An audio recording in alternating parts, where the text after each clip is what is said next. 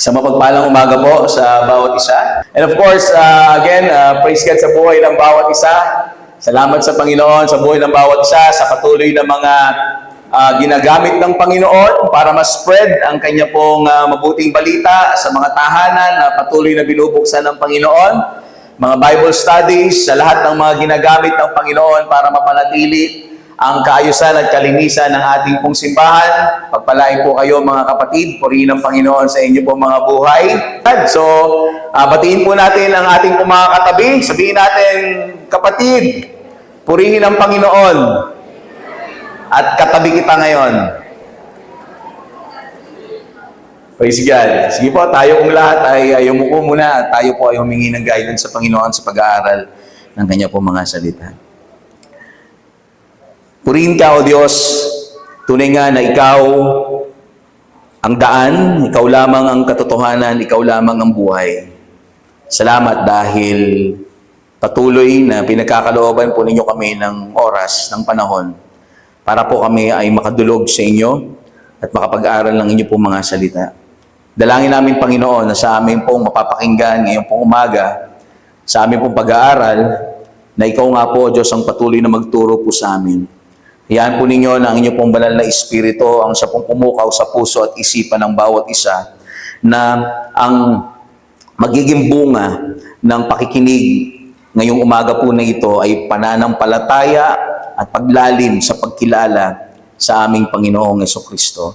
At dalangin namin aming Ama na ikaw ang patuloy na maluwalhati sa kalagitnaan po ng aming pong simbahan sa umaga po na ito. At ikaw po ang patuloy na mapapurihan sa buhay ng bawat isa. Sa pangalan ni Jesus, Amen. So ang title po ng ating po pag-uusapan ngayong umaga po na ito ay Si Jesus Lamang. Si Jesus Lamang. At ito po ay hango mula sa John chapter 14 verse 1 hanggang 14. Alam niyo po mga kapatid, sa panahon po natin ngayon, marami po ang nagsasabi na marami ang daan patungo sa Diyos. Naalala ko po, nung ako po ay high school, ang sabi ng teacher, yung daw pong papunta ng langit ay para ka lang pupunta ng Cubao. Kung gusto mong dumaan ng Pilcoa, pwede. Kung gusto mong dumaan dadaan ka muna ng papuntang Marcos Highway, at kakanan ka, papunta doon sa hanggang Katipunan, makakarating ka pa rin ng Cubao. Kung gusto mo mag-helicopter, pwede rin. Pumunta ka muna ng Tawi-Tawi, tapos babalik ka ng Manila, at makakarating ka pa rin ng Cubao. So yun yung sabi nung teacher ko. And then, akala ko totoo yun.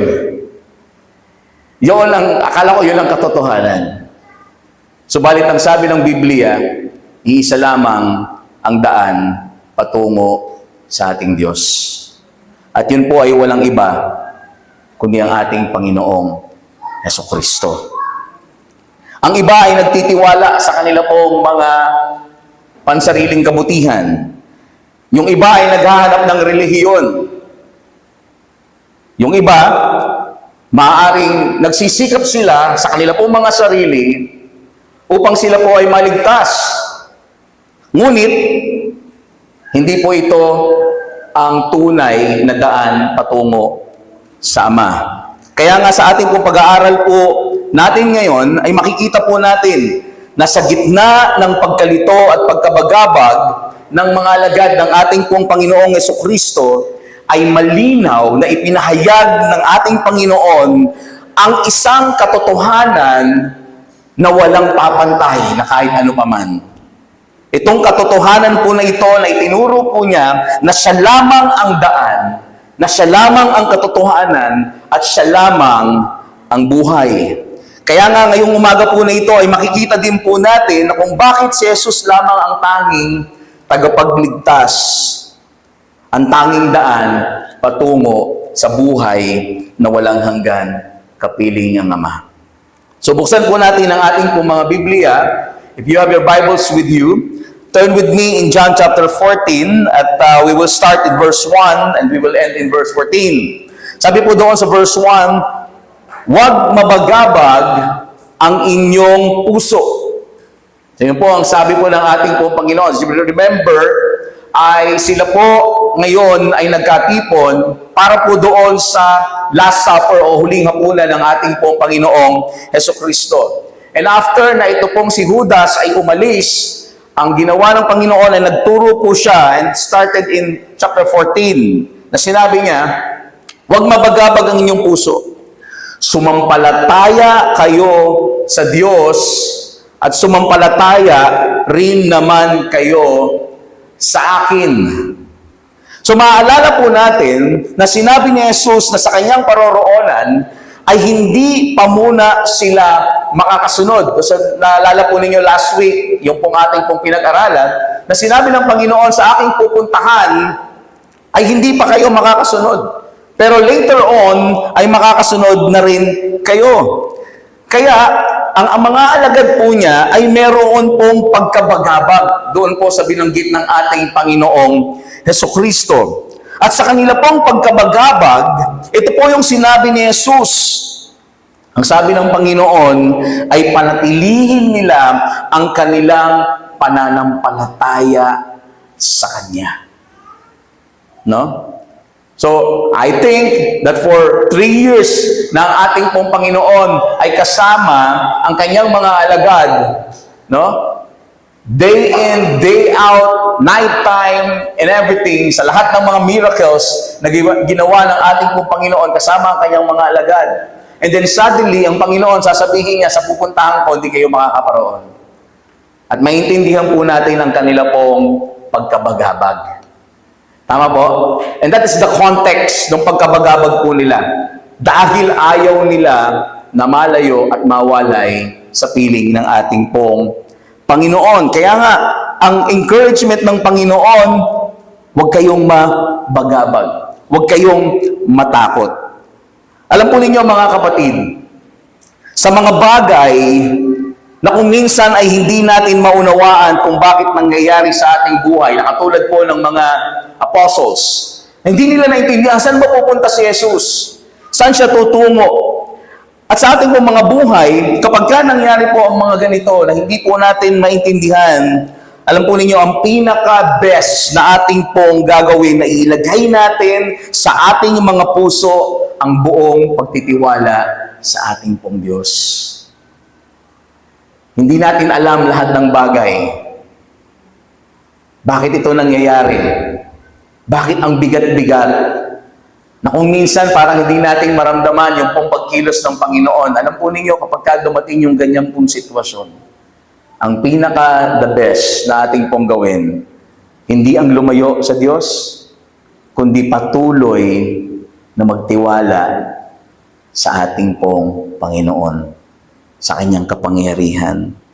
At lagi po nating tatandaan na sa lahat ng mga nagmamahal sa ating Diyos, yung pong lahat ng mga bagay na ito ay nagkakalakip-lakip para po sa ating mga ikabubuti.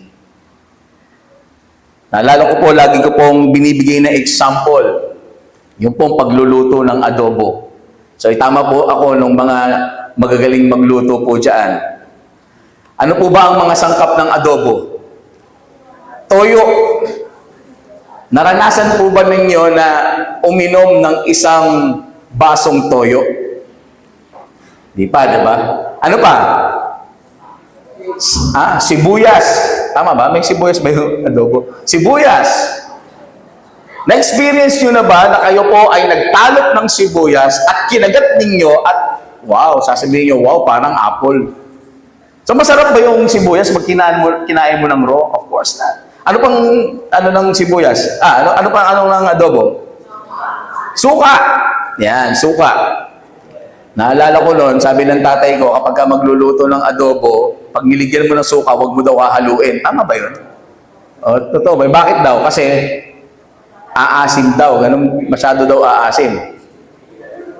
Hindi maluluto yung suka.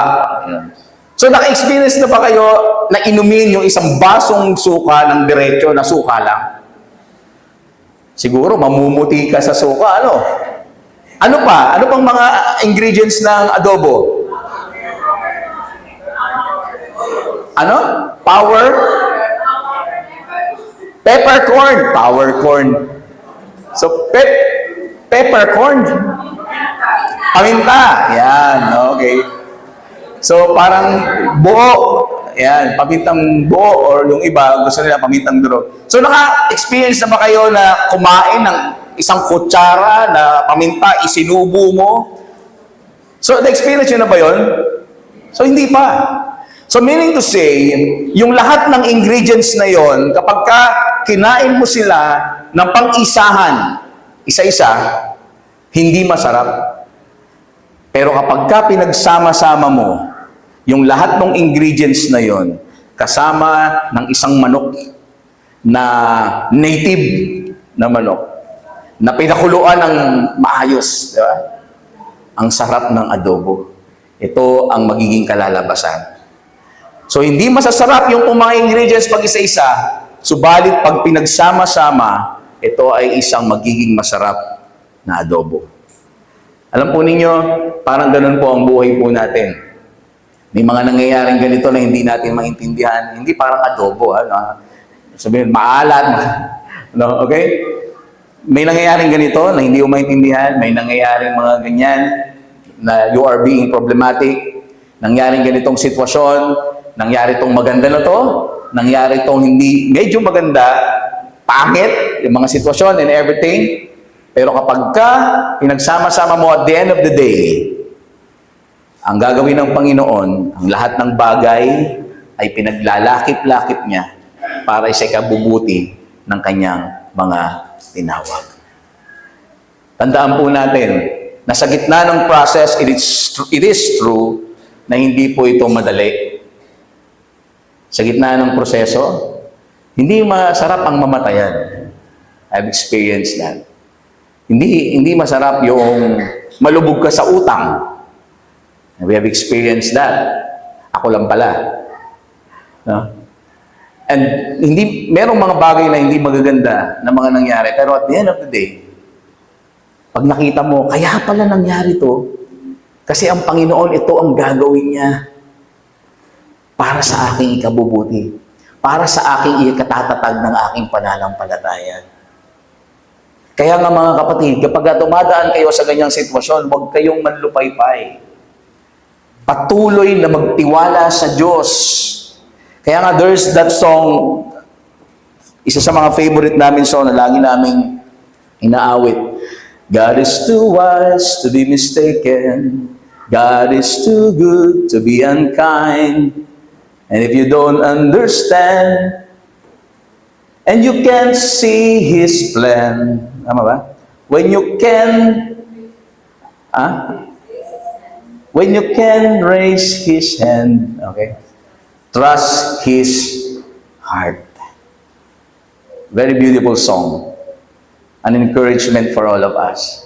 At yun po yung nararanasan ng mga alagad ng Panginoon. Aalis ang Panginoon. They can't imagine that. Because for 3 years, they have been with the Lord Jesus Christ and then suddenly, aalis ako, pupunta ako doon. Hindi pa kayo makakasunod pa sa ngayon.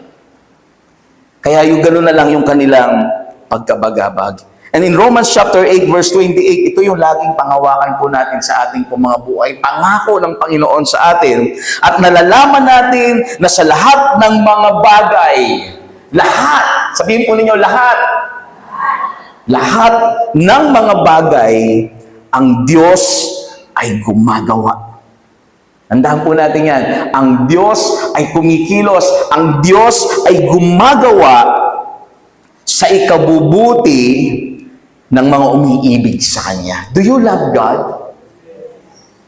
Iniibig po ba natin ng Panginoon? Then, if you love God, ang lahat ng mga nangyayari sa iyong buhay ay para sa ikabubuti mo. Ang sabi doon, nang umiibig sa Kanya, sa kanila ng mga tinawag, alinsunod sa Kanyang layunin. That is why, church, in everything that is happening in our lives, God has His purpose for your good. Everything, lahat ng mga nangyayari, walang hindi kasama. Lahat nangyayari. Sometimes, we don't understand. Ang kailangan lang natin gawin ay magtiwala sa Panginoon. And then suddenly, nung makita ng Panginoon yung kanila pong pagkabagabag, in verse 2, ang sabi ng Panginoon, sa bahay ng aking Ama. Yun na. Di ba? In-explain niya na sa gitna ng kanilang pagkabagabag, in-explain niya, saan siya pupunta? Saan siya pupunta? Ang sabi ng Panginoon, sa bahay ng aking Ama, ay maraming tahanan. Yung ibang mga salin, maraming mansyon, maraming kwarto. Yun yung sa ibang salin. Pero dito po sa translation ng Tagalog Bible that I can see na it is faithful to the Word, yung pong ang Biblia, Tagalog 2001. So nakita ko, ang ganda nung ano na to, ang ganda nung version na Tagalog na to. So para siyang from King James, tinranslate word for word, tapos meron kasing nauna yung mga, I think 19 something, and then nung tinranslate yon, mas pinaganda, ang Biblia din, 2001 na. And I've seen that this version of the Tagalog Bible is faithful to the Word. Kaya kung tatanungin po ninyo ako, ang magandang version ng Tagalog ng Bible ay ito. Okay? Ang Biblia, 2001. So, ang sabi niya doon, sa bahay ng aking Ama ay maraming tahanan. Kung hindi gayon, sasabihin ko ba sa inyo na ako'y paroroon upang ihanda ko ang lugar para kanino? Para sa Kanya? No! Para sa kanila. Sabi ng Panginoon, doon sa Kanyang mga disciples. So huwag kayong mamagabag kasi sa pupuntahan ko, doon sa bahay ng aking Ama ay marami kayong tahanan. And I will prepare it for all of you. Kaya nga dito po, sa tagpo po na ito ay pinahayag ng ating Panginoong Jesucristo kung saan ang Kanyang pupuntahan. At iyon ay sa bahay ng Ama na kung saan ay maraming tahanan at siya ay paroroon upang ihanda itong tahanan po na ito. I just remember, actually yesterday, yun nga, gloomy yung panahon and everyone is busy. May mga karamdaman yung iba. We are to pray doon po sa ating po mga kapatiran na yung mga absent po ngayon dahil po meron po silang mga karamdaman, may mga sakit sila. So we pray for them. So may mga na-cancel na Bible study. Hindi po kami naka-alis masyado kahapon ni Ate Karen. Nung gabi lang ay pumunta kami somewhere. Nakapaglinis kami ng bahay. At ang sarap-sarap pala sa pakiramdam talaga ng ng malinis yung bahay, walang buhok si Coco sa paligid. Si Coco yung alaga po naming aso. No, may alaga kaming aso doon.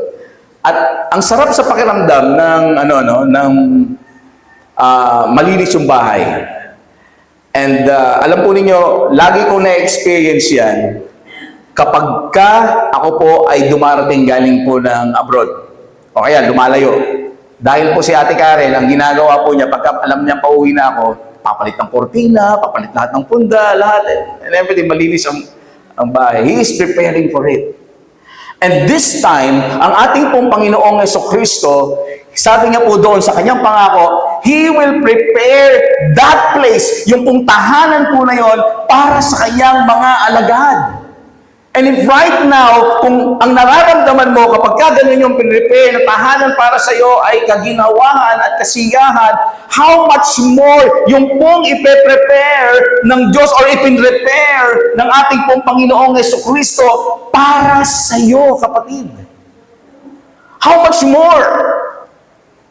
Paano pag kaginawahan? Alam po niyo, pag ang sarap ng malinis ang bahay, hihiga ka doon sa couch, tataas ka ng paa, nanood ng TV, malinis, and everything. Ang sarap. But how much more if the Lord is the one who was prepared that place for you? Ang sabi doon, dito po ay pinahayag ni Jesus kung saan ang kanyang pupuntahan at nakita po natin. Saan po ang pupunta ng Panginoon? Sa bahay ng kanyang Ama. na kung saan ay maraming tahanan at at siya'y paroroon upang ihanda ito para sa lahat ng mga nananampalataya sa Kanya. That is why ang ating Panginoong Jesucristo, He is always encouraging His disciples, manampalataya kayo sa akin. Because the reason behind the faith is that what He has prepared for all of us. Alam po ninyo mga kapatid, anong silbi ng mansyon sa bahay mo or mansyon na bahay mo kung ang kaluluwa mo naman ay pupunta sa impyerno? Mas maigi pa na kahit ang bahay ko ay kubo, basta nasa aklat ng buhay ang pangalan ko. Wala lang ibang pinaka-importante sa lahat. Maaring yung iba, no, dito sa mundo na to, nagnanasa sila ng magandang bahay. Nagnanasa sila ng kayamanan ng mundo. Magandang kotse, magandang kasuotan, lahat, anong tawag dyan? Labeled na mga kasuotan.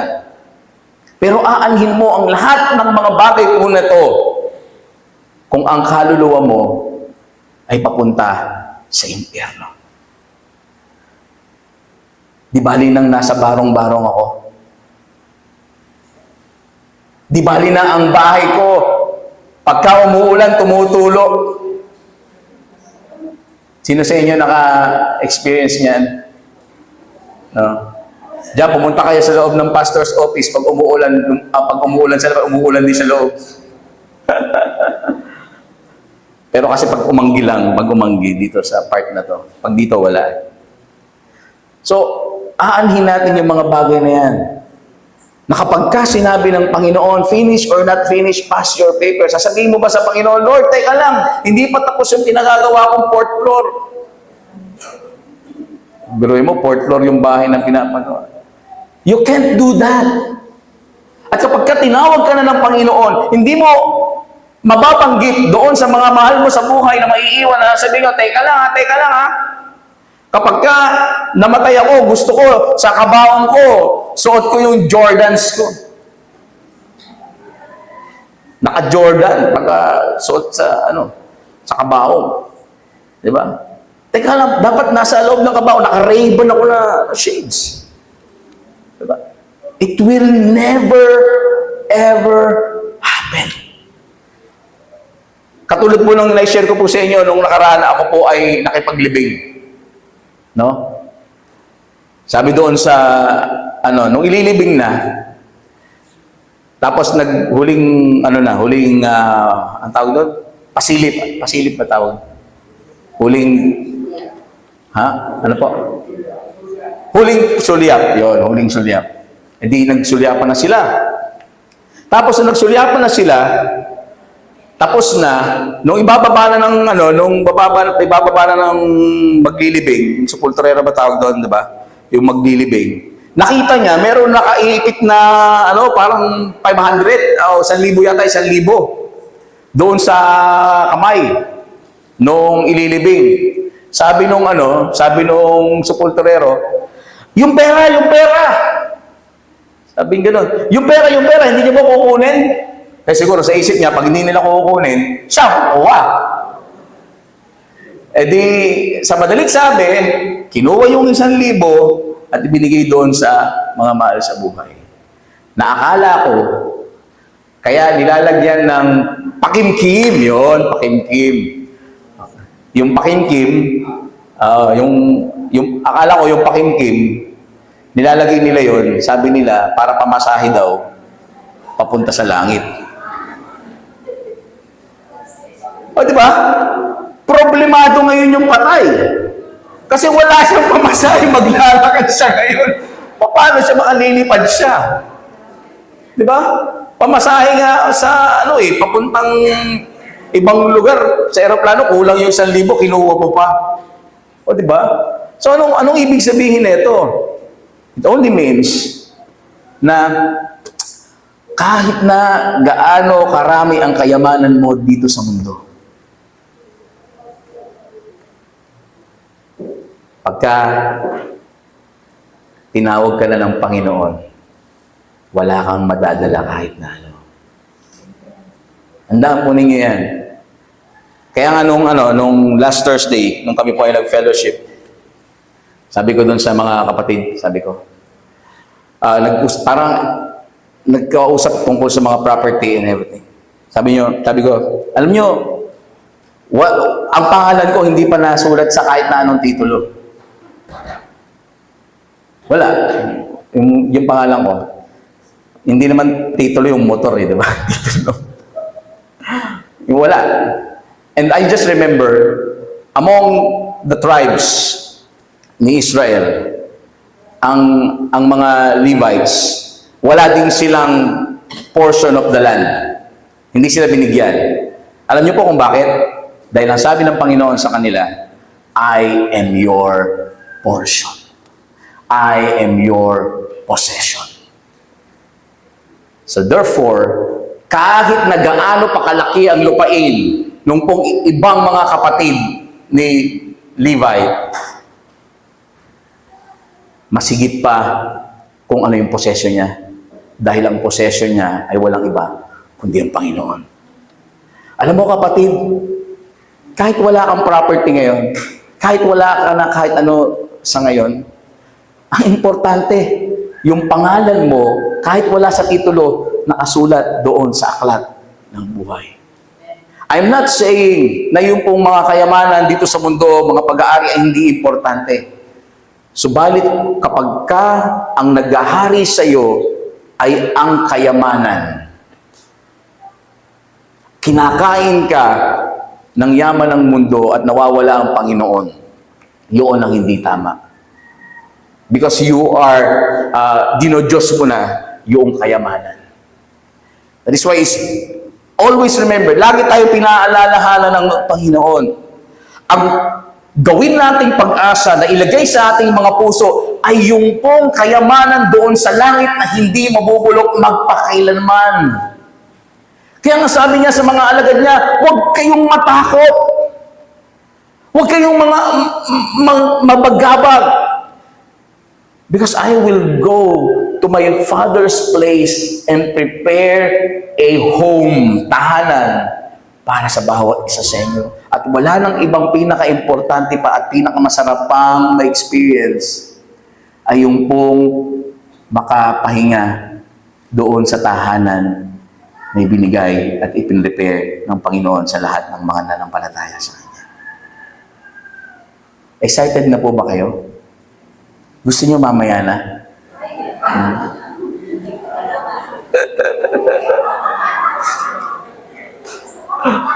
Di ba? I just can't imagine na pagdating natin doon sa langit, what God has prepared for all of us.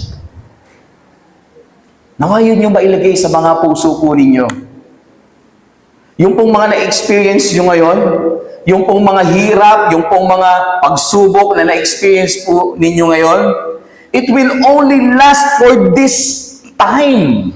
Matatapos din ang lahat ng yan. At wala nang ibang pinaka-importante yung sinasabi ng Panginoon sapagkat iyon ay, eternally. Pangwalang hanggan na pinrepare ng Panginoon sa lahat ng mga sumasampalataya sa Kanya. At ang sabi niya in verse 3, at kung ako ay pumunta roon at maihanda ko ang isang lugar para sa inyo. Ito ang napakaganda. Sabi niya, ako ay babalik. No? Ako ay babalik. At kayo ay tatanggapin ko sa aking sarili upang kung saan ako naroon, kayo rin ay naroroon. Remember that Jesus is God. At ang sabi niya, doon sa place na yon is a place of God for all of us. Sabi niya doon, kung saan siya naroon, a place of God, doon din tayo pupunta. Sa kinaroroonan ng Diyos. Praise God, wala nang tutulong bubong pag umuulan. Praise God, wala nang Ulysses. Praise God, wala na tayo ma-experience na kahit na anumang lindol o bagyo. Sapagkat ang ating tahanan ay ang presensya ng ating Panginoon. And dito po, ang nangako ang Panginoon na mismong siya ang susundo. Mismong siya ang tatanggap sa atin na mga mananampalataya doon sa langit na kanyang inihanda para sa atin. You know what, church? If God is the one who prepared, it is perfect. It is perfect. Perfect po yan kapag ang Diyos ang naghanda. In verse 4, nalalaman ninyo ang daan patungo sa lugar na aking pupuntahan. Ang sabing ganun ng Panginoon. At sinabi sa kanya ni Thomas, Panginoon, hindi namin alam kung saan ka pupunta. So nakita niyo yung tension? Di ba? Nakita niyo yung kaba? No? Sabi niya, hindi namin ang daan. Hindi namin alam ang daan. Saan ka pupunta? Paano namin malalaman ang daan? Ito na. At sinabi ng Panginoon, in verse 6, ako ang daan. At ang katotohanan at ang buhay. Sino man ay hindi makararating sa Ama kung hindi sa pamamagitan ko. You see, church? You see, church? Marahil narinig nyo na yung pong mga sinasabi ng marami na, hindi, okay lang ako, basta importante, mabuti akong tao at wala akong inaagrabyado. Experience nyo na yan kapag meron kayong ini-invite sa church, okay lang, mabait naman ako. Wala naman ako inaagrabyadong tao. Okay lang ako. Subalit, ito ba yung daan patungo sa Ama? The answer is, hindi. Hindi ang kabutihan mo, hindi ang mga gawa mo, kundi sa pamamagitan lamang ng biyaya ng ating Panginoong Jesucristo na tayo po ay makakarating doon sa buhay na ipinangako po niya. Dito po ay nilathala ng ating pong Panginoong Jesucristo na siya lamang ang daan patungo sa Ama. Na siya lamang ang buhay. Na siya lamang ang katotohanan. Alam po ninyo, dito po sa part po na ito, hindi lamang si Jesus basta ay tagapagkaloob ng daan. Hindi lang po siya basta yung pong tagapagkaloob ng buhay. Hindi lang siya basta tagapagkaloob ng katotohanan. Kundi siya mismo ang daan, ang katotohanan, at ang buhay. There's no one else kundi si Jesus lamang. It is only Jesus Christ who is the way. He's not the giver of the way, but He is the way. He is the truth. He is the life. That is why, kapag ikaw ay nanampalataya, make sure that you are placing yourself in the Jesus of the Bible. Tandaan po ninyo yan. No? Kaya napaka-importante na kilala mo at kilala ka. Kilala mo ba si Kristo? Sino po nakakilala kay Kristo? Taas ng kamay. Huwag kayo mahiyain. Hello, walang nakakakilala kay Kristo. Ang sabi ng Panginoon sa Biblia, kapag kinahiya niyo ako, ay kakahiya ko rin kayo doon sa lahat. Sino ang nakakakilala kay Kristo? Taas ng kamay. Oh, yan. Yan, sige, gusto niyo pa tatakutin kayo. Sino? Of course, lahat tayo nakakakilala sa Panginoong Jesucristo. Now, the big question is this. Itong malaking tanong, kilala ka ba niya?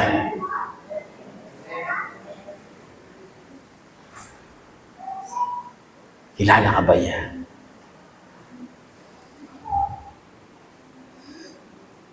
Napaka-importante na kilala mo at kilala ka ng tunay na Jesus ng Biblia. At hindi po yung Jesus o yung Kristo na pinapakilala ng ilan. Kasi po, dyan din po sa may Riverside, meron pong Kristo dyan. Marami. Yung mga sumisigaw ng ng Posyam, Logis, di ba? Meron, wala. Ano ba ang ibig sabihin ng mga hindi ko alam? Alam ko lang yung Posyam, Logis, yung 8, tamang 10, parang ganon. Posyam, yung Siyam, tamang 10. Tama ba, bro? Ay, hindi mo alam. Kala ko, sasagot ka. Kasi, ibig sabihin, nagsasabong ka.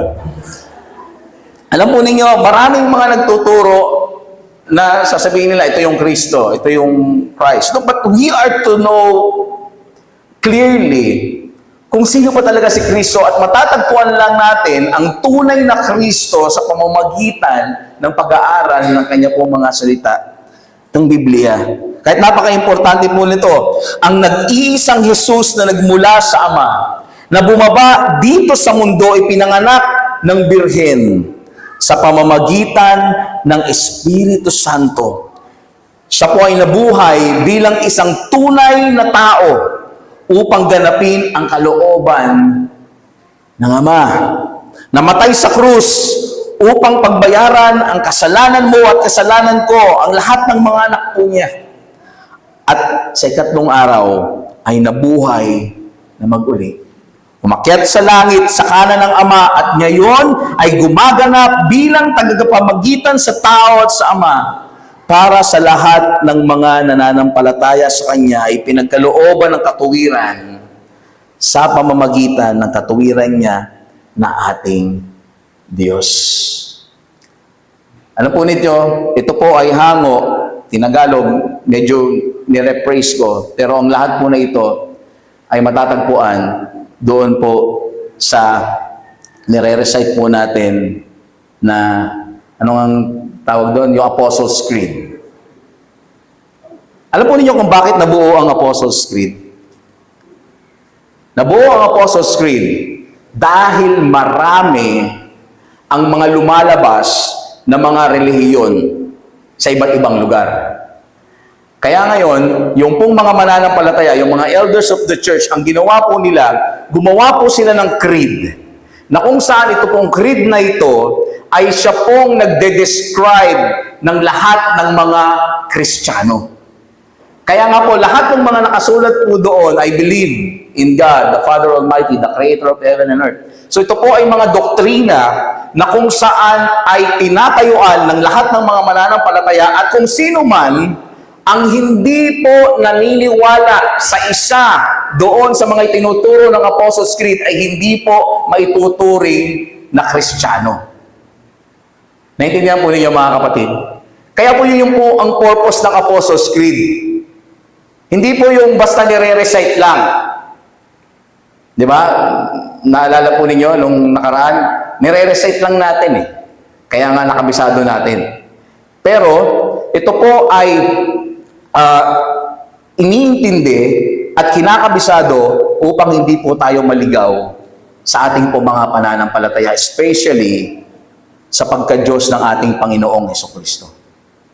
Nakita po ninyo doon, pinanganak ng Birhen, sa ikatlong araw, nabuhay na mag-uli patungkol kay Kristo. Okay? So, yun po yung mga bagay na yan na napaka-importante na maunawaan po natin. Kasi marami po nagtuturo ngayon na iba't ibang klaseng Kristo. Meron mga nagtuturo na yung Kristo ay dati siya yung Ama, tapos naging Kristo, tapos naging Holy Spirit. So wala po yun sa credo ng mananampalataya at hindi po yung tinuturo ng Biblia. Na kung saan, yung pong katuruan po na to, yung pong Apostles' Creed ay nung una pang panahon. Kaya nga po yung nung lumabas yung pong mga bagong mga doktrina na to, yung pong mga modalism, yung pong nagtuturo na si Kristo ay tao lang at hindi po siya Diyos, lahat po yan ay pinasinungalingan ng lahat ng mga elders of the church, yung mga father of faith nung pong una in the early church. No? Kaya nga po, napaka-importante na alam po natin ang tunay na Kristo. At dito po ay makikita po natin, no, ay itinuturo na si Jesus ang Ama, hindi itinuturo na si Jesus ang Ama, kundi si Jesus ang perfect representative of our Father. No? Doon po sa verse 7 to verse 10. Na ang sabi doon, kung ako'y kilala ninyo, ay makikilala ninyo ang aking Ama. You see, church? In verse 7, na mula ngayon, siya'y inyong nakikilala at siya'y inyong nakita. Okay? Sinabi sa kanya ni Felipe, Panginoon, ipakita mo sa amin ang Ama at kami ay masisiyahan na.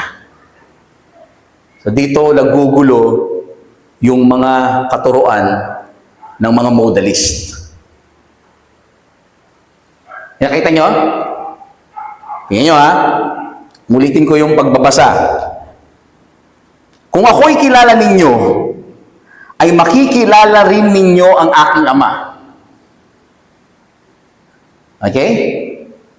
So parang, oo nga, parang nag-change ng mode. Yeah? Mula ngayon, siya'y inyong nakikilala at siya'y inyong nakikita. Oh, tama nga. Mukhang nag-change na nga ng mode. At sinabi sa kanya ni Felipe, Panginoon, ipakita mo sa amin ang Ama at kami ay masisiyahan na. Sinabi sa kanya ni Jesus, tingin niyo to in verse 9, mahabang panahon nang ako'y kasama ninyo at hindi mo ako nakikilala, Felipe? Oh. Ang nakakita sa akin, ay nakakita what? Sa Ama. Okay?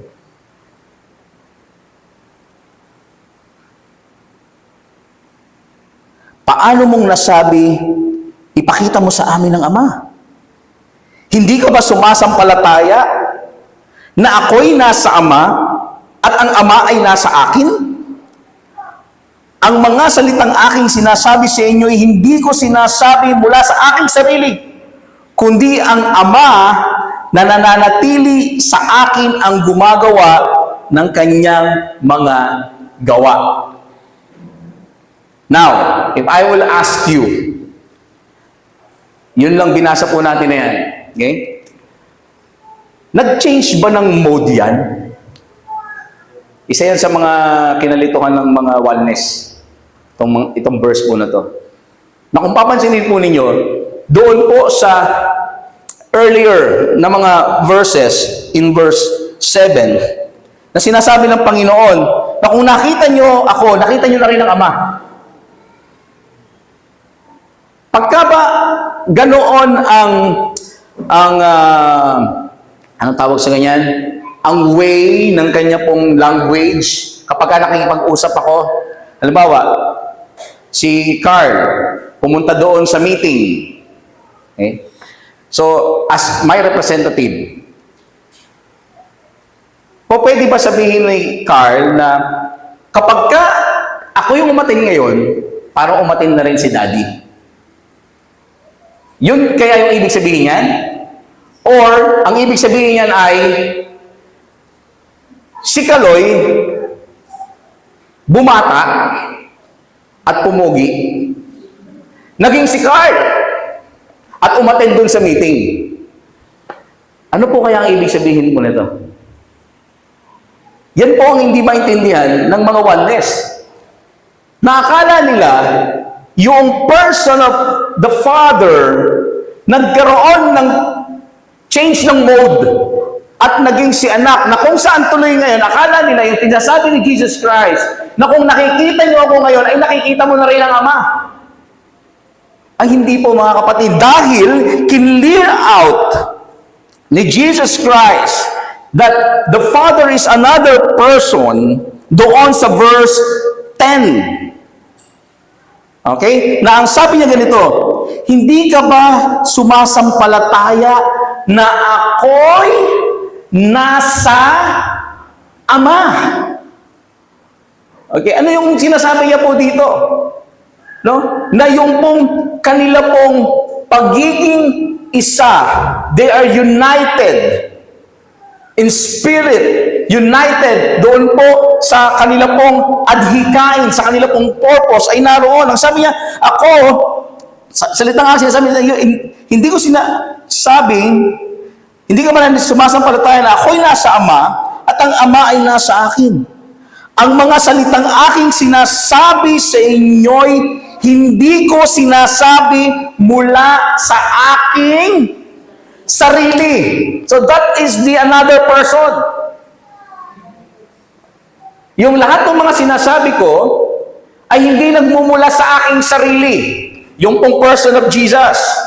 Kundi, ang sabi niya doon, kundi ang Ama. Another person, kundi ang Ama. Nilayo niya yung kanyang sarili, hindi ang aking sarili, kundi ang Ama na nananatili sa akin ang gumagawa sa kanyang mga gawa. So parang sinasabi niya rito na lahat ng aking mga ginagawa ay inspired ng Diyos Ama. Na hindi po sinasabi po dito na si Kristo, siya po ay dating ama at naging anak. Hindi po ganun. Kundi yung pong kanyang mga ginagawa is inspired by the Father because the reason behind na ang ating Panginoong Jesucristo ay pumunta dito sa lupa ay upang tuparin ang kalooban nino, hindi ng kanyang sarili. Kaya sabi niya, hindi ako gumagawa ng ganang sa aking sarili. Kundi ang ginagawa ko ay yung kalooban na nagpadala sa akin. So yun pa nga lang, kitang-kita mo na in John chapter 6, merong nagsugo. Pag sinabing merong nagsugo, hindi mo pwede sabihin na ikaw, susugo mo yung sarili mo. Merong nagsugo sa ating Panginoong Jesucristo. And yet, ito pang mga oneness na ito, na ang tinuturo nila is other Jesus of the Bible. And many people are going astray because of this teaching. Na sinasabi nila na yung Kristo na pinananampalatayanan ko ay pareho ng Kristo nyo. No! Sumisigaw na ako. Napakalayo. Do not tell me that we are worshiping the same Jesus. Because it's far away from the truth. Dahil ang Kristo ko ay Diyos. Unang-una. At ang Kristo ko ay naparito upang tuparin ang kalooban ng Ama is not for Himself, but for the glory of His Father. Na kung saan tinuturo din yung past Sunday sa pinag-aaralan natin, ang sabi niya, no, luluwalhatiin ako ng Ama at luluwalhatiin niya ako ulit. Sino ang magluluwalhati sa Kanya? Hindi ang Kanyang sarili. Kundi luluwalhatiin siya ng Ama. There's a big difference between the two. Because ang tinuturo po dito is that Jesus Christ came here as a perfect representative of the Father. Never tell me that your Jesus is the same as my Jesus of the Bible, because my Jesus is God Himself who is glorifying the Father in all His works and deeds. That is His purpose, to save me. Ligtas tayo sa lahat ng ating mga kamalian. At doon po sinabi niya, kung nakita niyo ako, ay nakita na rin ng Ama. At ganoon din ang kanyang sinabi, ang mga salitang aking sinasabi sa inyo ay hindi ko sinasabi mula sa aking sarili.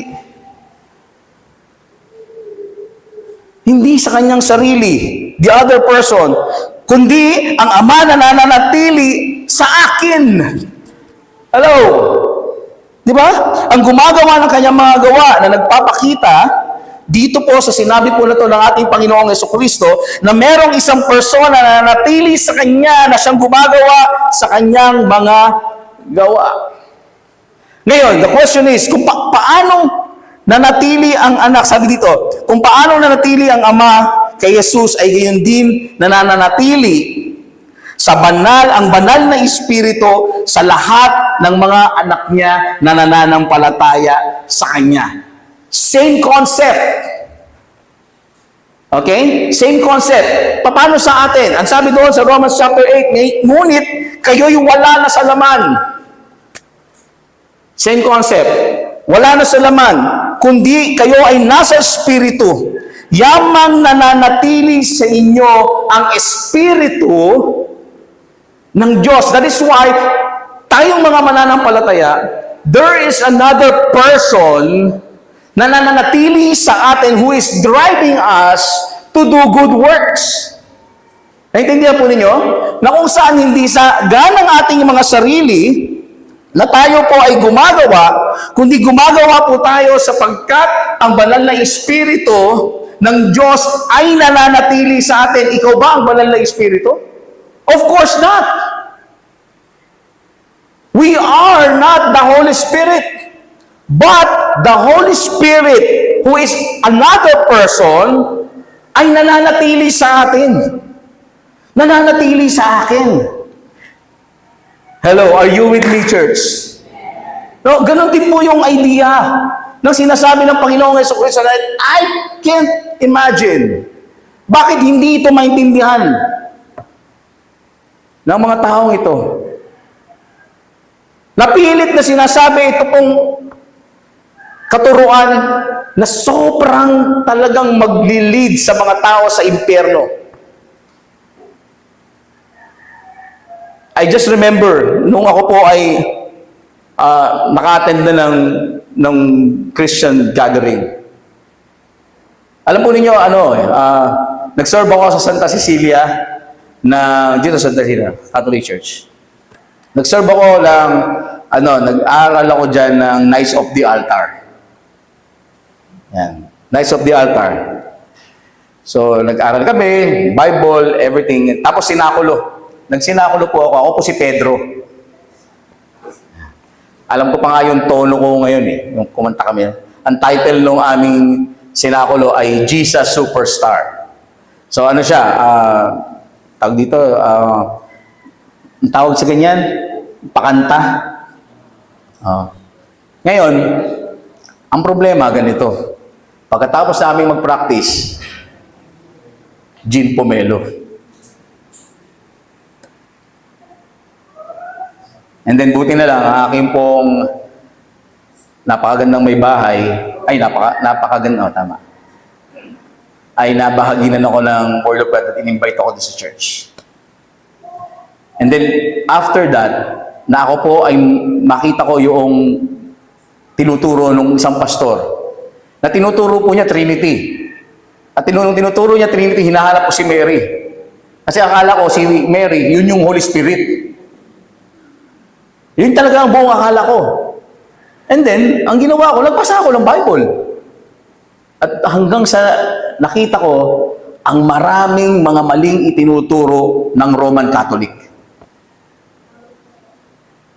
And then, pagkatapos nun, tsaka ako nag-decide na umattend na ng born again church. Starting 1999. Yan. And then, nabaptize po ako 2002. Nung time na malinaw pa yung Curayaw na river. Malinaw pa po yan noon. Masarap pang maligo dyan. Marami pang mga water lily. Nung time na yun, bago pa lang ginagawa yung De La Costa. Alam niyo po, mga kapatid, huwag niyong hahayaan, no, na bitawan ninyo yung inyong pinanggalingan at yung pala ang pupuntahan nyo mali.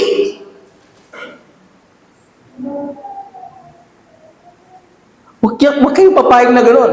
Huwag niyong basta-basta iiwanan yung pinanggalingan ninyo, tapos yung pala ang ipapalit mo, mali rin. Para saan pa? Para saan pa na ikaw ay tiniis mo yung persecution ng magulang mo, na pinipersecute ka kapag ka magsisimba ka, pagagalitan ka pag uwi mo, kung saan ka nanggaling, paggugugulan mo ng oras, for how many hours, na halos araw-araw ka nagba-Bible study, no? Tapos lahat ng mga ginagawa mong pagpapagal, nagpa-practice ka on a Saturday, buong maghapon, kung minsan, mga worship team, nakaintindihan po ako nun. Dito mga to. Yung pala at the end of the day, what you are believing is wrong. We are just wasting our time. Kung mali din pala yung ating pong tinatayuan sa ngayon. Are you with me, church? Are you with me? Kaya po sa mga nanonood ngayon, YouTube tayo. Huwag tayong papayag na tayo po ay maturuan ng maling turo na tinuturo ng tao.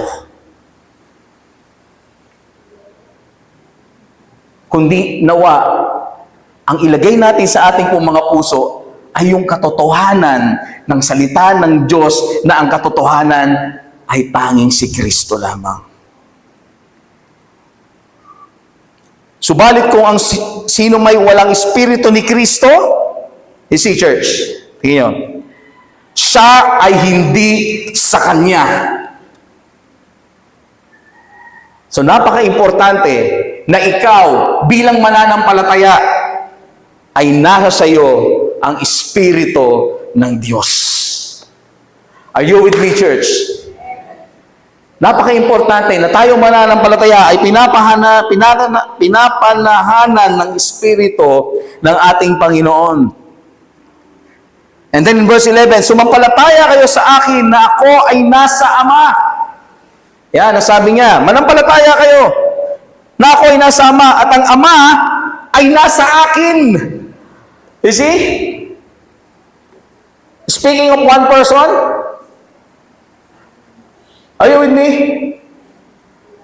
Ito bang statement na to, isang persona lang to? Hindi po. Na kung saan tinuturo niya, the Spirit of the Father is in Him, and then the Spirit of yung pong Son ay nasa Father. So it's a different person. Dalawang persona ang pinag-uusapan po rito. No? Ang sabi niya, sumampalataya kayo sa akin na ako'y nasa Ama at ang Ama ay nasa akin. Subalit, kung hindi, ay sumampalataya kayo sa akin dahil sa mga gawa ko. Napakagaling naman ng ating Panginoon at napakabiyaya ng ating Panginoon. Parang sinasabi niya rito, kung hindi nyo mag-grasp yung teaching na yon, na ako ay nasa Ama at ang Ama ay nasa akin, ang gawin nyo na lang, manampalataya kayo sa akin dahil sa aking mga gawa. Para madaling maintindihan. Kaya nga ang ating Panginoong Jesucristo ay hindi lang basta siya ay pumunta dito sa lupa at sasabihin niya, manampalataya kayo sa akin and then finish. No! Kundi pinakita ng Panginoon ang pag-ibig niya sa pamamagitan ng kanyang mga gawa. Pinagaling niya yung mga may sakit. Nag-provide siya sa lahat ng mga tao. At ang sabi po ni John, kung isusulat natin ang lahat ng mga ginawa ng ating Panginoong Jesucristo, ay kulang ang lahat ng mga papel sa mundo para maisulat ang lahat-lahat. No? Nasabi ng Panginoon, kung hindi po niyo maintindihan na ang Ama ay nasa akin at ako ay nasa Ama, manampalataya ko kayo doon sa aking mga gawa. No po? Napaka-importante na kilala natin si Jesus at least doon po sa dalawang aspeto. Una ay yung pong makilala natin siya sa kanyang mga itinuro.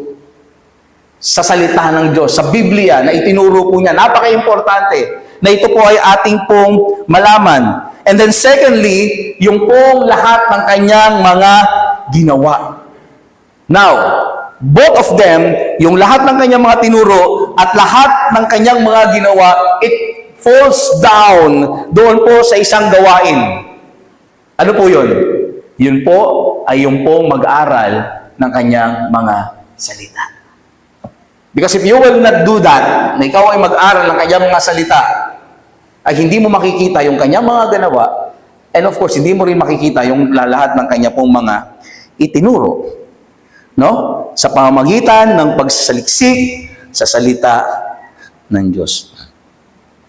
Katotohanan ang sinasabi ko sa inyo in verse 12, ang sumasampalataya sa akin ay gagawin din ang mga gawang aking ginagawa. Okay? At lalong dakilang mga gawa kaysa rito ang gagawin niya, sapagkat ako ay pupunta sa Ama. Tunay nga po sa kanyang mga alagad ay pinagpatuloy nila yung mga gawa ng ating Panginoong Jesucristo na ipinahayag nila sa mga tao yung pong Messiah. Yung pong pagka-Diyos ni Kristo. Na si Kristo ang tunay na tagapagligtas. At dito rin po makikita po natin in application na ang palatandaan ng isang tunay na mananampalataya kay Jesus is what? Ano po? Christ likeness. Sabihin po natin, Christ likeness. Yan. Nagbabago ang buhay. Ano ibig sabihin ng Christ likeness? Nagbabago ang buhay tungo sa pagiging wangis ni Jesus. Tignan mo nga yung katabi mo. Mukhang Jesus na ba yan? Amen. Apo? O baka Jesus lang ang pangalan niya? Hindi po. Kundi tayo po ay lumalakad tungo doon sa pagiging wangis ng ating Panginoong Jesucristo. Next, 13. At anumang hingin ninyo sa aking pangalan ay aking gagawin. Dito, excited ang marami. No, sabi nila, sa pangalan pala ng Panginoon, pagka hiniligin ko lahat, gagawin ng Panginoon. Ganun ba yun? Lord, gusto ko ng kotse. Kahit ano, basta Toyota. Lord, gusto ko ng bagong bahay. Kahit ano, basta 4th floor. So, yun yung ba ibig sabihin nun? Tapos, dahil yun ang kahilingan mo, ay susundin na ng Diyos para sa iyo. Kasi yun yung sinabi mo dito eh. Ang problema ay ganito, dapat buuin. Yan. Kailangan buuin yung verse. At anuman ang hingin ninyo sa aking pangalan, ay aking gagawin. And then, natapos yung sinabi niya doon, and then may kasunod, upang ang Ama ay maluwalhati sa anak. O yan. So yun po yung nag-ano doon. Nag-ano doon, para nagbalansi doon. So meaning to say, na yung pong mga hihilingin mo sa Ama ay gagawin niya para sa ikaluluwalhati ng Diyos. Ngayon, kung ang kahilingan mo ay para sa ikaluluwalhati mo, ang tanong, ito ba ay susundin ng Diyos?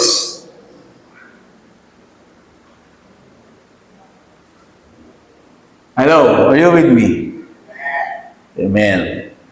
So yun yung ano rito, yun yung nagbalanse ng verse. Na hindi porke yung sinabi na in Jesus' name, uulan. O, dahil sabi niya doon, lahat ng hilingin sa pangalan ko ay gagawin ko. Lagi in Jesus' name ba? In Jesus' name, ulan. In Jesus' name. So, laging gano'n, no? In Jesus' name. Magkakaroon ng, in Jesus' name, I claim it. Mga gano'n, may mga gano'n pa, di ba? I declare. Healing upon healing. I declare. Kayamanan. Hindi ka na magkakasakit. In Jesus' name. Oh. Alam niyo yung nagtuturo nung gano'n? May sakit ngayon. Sa US. Siya yung nagpakalat dito sa Pilipinas. Minsan yung mga Amerikano magpupunta dito kung ano-ano mga tinuturo. Meron ding mga Pilipino, mga pastor, pupunta sa Amerika. Tapos kung ano yung natutunan nila sa Amerika, dadalhin dito sa Pilipinas. Tayo naman, kapag ka mga galing ng US, kaya nga ako nag-quote eh. Pagka naka-quote, kung hindi sobrang puti, sobrang itim. Ang mga tao nagkakandarapa sa pagpunta, doon tayo, may negro doon. Ano ba naman dito matututunan sa negro? Na-experience yun, basta Amerikano. Pupuntahan ng maraming mga tao. Tapos ang ituturo nila, ipapakita nila yung singsing nila puro ginto. Sabihin niya, gusto niyo bang pagpalain? Tapos hindi ko alam kung totoong Rolex yun. Ang laki-laki, puro merong diamond. No? Gaganon niya sa'yo. Gusto niyo pagpalain? Gusto niyo pagpalain? Pumunta kayo dito sa harap. At kung ano ang pinaka-importante sa inyo, dala-dala nyo ngayon, ibigay nyo sa Panginoon. In Jesus' name, papapalain kayo ng Panginoon. Si Papa nakasuot ng G-Shock na muntik niya na daw talagang ibigay. Nung panahon na yun. So hindi alam ng mga tao. Niloloko lang sila ng mga to. No, naakala nila the power of their words. Na ang turo kasi nila, since ikaw daw ay anak ng Diyos, ikaw ay Diyos. Kasi ang turo nitong si Creflo Dollar, kung kilala niyo si Creflo Dollar, ang turo niya ganito, ano ba ang tawag sa anak ng aso? Tuta. Ay, hindi pala aso. Ano ang tawag sa anak ng rabbit? Rabbit, okay? Ano ang tawag sa anak ng Diyos? Di ba? Dito mga tao, hallelujah! Amen! Hallelujah! Hindi nila alam, niloloko lang sila nung tao na to. And then, saan damakbak na pera talaga pag pumatin kayo sa gawain nila, puro mga pera dyan sa harap. Tapos ang ginagawa nila doon sa pera, puro mga dollar doon, tinatapak-tapakan nila. Tapos sasayaw-sayaw sila ng blessing, blessing, blessing. Yung isa, kalimutan ko yung itong prosperity preacher and everything. Nagkasakit. Hindi niya ma-declare yung healing sa sarili niya. I declare healing in Jesus' name. Hindi din naman niya Because it's not like that. Hindi po gano'n, kundi tumatawag tayo sa Ama ng pagpapala. Yes, we want blessing. Pero ang lahat ng pagtawag natin at paghiling po natin sa Diyos ay para sa kalooban ng Diyos. Kaya nga, ang Panginoong Jesucristo, nung nananalangin po siya doon sa Garden of Gethsemane, ang hiling niya sa Diyos, alam po ninyo kung ano? Ama, pwede ba na hindi ko na lang ma-experience to? Take this cup, will you please take this cup away from me? Kasi mahirap talaga yon. Yung kanya ma-experience sa cross, hindi yung hirap ng pako, kundi yung hirap na siya ay malayo sa presensya ng Ama. Nasisigaw siya na alam niya ng Father, Father, why have you forsaken me? Don't want to be forsaken by the Father. Masakit sa kanya yun. Sabi niya, Father, will you take away this cup from me? But it's not my will. Are you with me, church? It's not my will. Hindi ang kalooban ko ang masunod, kundi ang masunod ay yung kalooban mo. It is good to pray. Yes. But make sure na lahat ng mga bagay na hinihiling po natin ay para sa kaluwalhatian ng ating Panginoon. Ang lahat ng ating pagdulog sa Diyos ay dapat na para sa Kanyang kaluwalhatian, hindi pang sariling motibo. Yun ang problema. Yun ang hindi na pag-aaralan nitong mga prosperity preachers na to. Sino-sino yan? Sila Benny, sila Joel Austin, sila Joseph Prince. Yan yung mga prosperity preachers. Sino pa? Marami. Sila yung white ang apelido ng babae, yung isang babae pa na merong maraming books. So itong mga tao na to, they call themselves prosperity teachers. So it is wrong to follow their teaching. It is even wrong to read their books. No? Alam niyo po ba 'yon? Because ang sabi ng James chapter 4, kayo'y humihingi at hindi tumatanggap sapagkat humihingi kayo sa masamang dahilan. No? Hindi sa kalooban, sa kaluwalhatian ng Diyos. Sabi daw, humingi kayo sa masamang dahilan upang gugulin ninyo ito sa inyong mga kalayawan. Pray ka ng kotse, wala ka namang parking. Oh. Mag-pray ka muna ng parking bago ka mag-pray ng kotse. Are you with me, church? Ayun na, nalungkot na tuloy kayo. Huwag kayong mag-alala, mayaman tayo sa Panginoon. Okay lang yung ganitong buhay natin. Okay lang yan. Huwag tayo mag-asam ng kayamanan ng mundo. Baka bumalik na ang Panginoon bukas. Di natin alam. So huwag nating masyadong, alam niyo, paggugulan ng panahon, yung magpayaman, pagpalaki ng wallet. Kasi kapag inatake ka sa puso, o ikaw ay magdialysis na, lahat ng yaman mo, kahit mga lupain mo, pwede mo na maibebenta mo yan dahil doon sa sakit na to. At kapag kayo na pinag-aksehan mo ng ng panahon at hindi ang Panginoon at the end of the day, hindi ka namin makakasama sa piling ng Diyos. At ayaw namin yun. Gusto niyo bang makasama doon sa langit? Amen. Di ba? Tara na bukas. Pwede na rin. Di ba? Hindi dinidinig ng Diyos ang panalangin nakabatay lamang sa pansariling hangarin o makamundong motibo.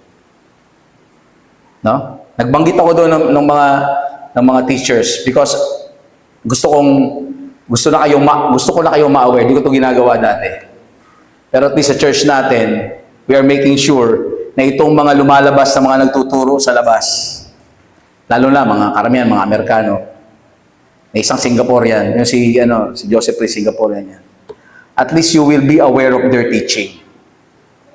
Yung mga nagfa-follow, baka mamaya may nag-follow pa sa inyo, mga ganyan, mga hyper grace, prosperity, teachers, preachers. Minsan kumalat din sa actually hanggang ngayon kumakalat yan sa Montalban. Ingat kayo. May mga simbahan dito nagtuturo ng ganyan. No? Yung mga tumba rito, tumba doon. Yan. So away from that, mga kapatid. Away from that. Sapagkat ang tunay na katotohanan lamang ay walang iba kundi si Kristo. Hindi ang kayamanan ng mundo. Hindi yun ang tunay na blessing. Ang tunay na blessing ay yung manampalataya kay Kristo. Parting words. Kapag si Jesus ang iyong daan, hindi ka maliligaw. Hindi maliligaw kapag si Jesus ang daan. Kapag si Jesus ang iyong katotohanan, hindi ka malilinlang. Pag nakatingin ka kay Jesus, kahit na anong ituro sa iyo ng mga wrong preachers, pagka ikaw ay naka Jesus, ang katotohanan mo ay si Jesus, hindi ka malilinlang. At kapag si Jesus ang iyong buhay, hindi ka mapapahamak. Hindi ka mapapahamak. Kaya't sa lahat ng ating paglalakbay sa buhay, tandaan po natin, mga kapatid, si Jesus lamang ang sapat. Ang sapat. Amen? Nawa ay maging kasapatan po natin ang ating Panginoong Jesucristo sa ating pong mga buhay. Mawala man ang lahat ng bagay sa mundo, wala man ang kahit sino sa mundo, ang importante si Kristo. Importante si Kristo. Sa ating pong huddle question, bahagi ng inyong buhay, kailangan mong higit pang magtiwala at sumunod kay Jesus. bilang siya lamang ang daan ng katotohanan ng buhay. Anyway, purihin ang Panginoon sa buhay ng bawat isa at tayo po ay magtatapos na sa panalangin. Let's just bow down and let's pray. Father, we thank you for your word na aming pong napagsaluhan. Dalangin namin, Panginoon, na sa mga salita po na ito, ay patuloy po ninyo kaming baguhin. Patuloy niyo po kaming samahan sa aming pong paglakad bilang mga mananampalataya po ninyo at dalangin namin na ikaw po ang patuloy na mapapurihan sa lahat ng aming pong mga iniisip, sa lahat ng aming pong mga nasasabi, sa lahat ng aming pong mga ginagawa, sa lahat ng mga laman ng aming pong mga puso. Dalangin namin na ikaw po ang humawak po dito upang ang lahat ng aming pong magagawa ay para sa inyong kaluwalhatian lamang, O Diyos. Salamat po, Panginoon, at tunay nga po na ikaw po ang patuloy na maparangalan sa amin, and even, Lord, yung po sa mga kapatiran na hindi po namin mga nakasama, ikaw po ang patuloy na magbangon po sa kanila mula sa mga karamdaman. Kung meron man, Panginoon, na mga may sakit, dalangin namin, O Diyos, ng kagalingan na nagmumula po sa inyo ang patuloy nilang maranasan. Ang inyo pong mapagaling na kamay, ang igawad po ninyo sa kanila, at ikaw po, O Diyos, ang patuloy na makita po nila na Diyos na kumikilos at nagpapagaling sa kanila pong mga buhay. We thank you, Father God, and even sa lahat ng mga gagawin pa namin sa buong araw po na ito, dalangin namin, Panginoon, na ikaw po ang mag-ingat at magpala sa bawat isa po sa amin. And even, Lord God, every family that represents here today, ikaw po, Diyos, ang patuloy na magbe-bless in the mighty name of Jesus, in the mighty name of Jesus. Let's receive these words of benediction. May the Lord bless you and keep you. May the Lord make His face to shine upon you and be gracious to you. And may the Lord lift up His countenance upon you and give you His everlasting peace. In the name of the Father, and of the Son, and of the Holy Spirit, and everyone who loves God will say, Amen. Palain po kayo ng Panginoon, mga kapatid.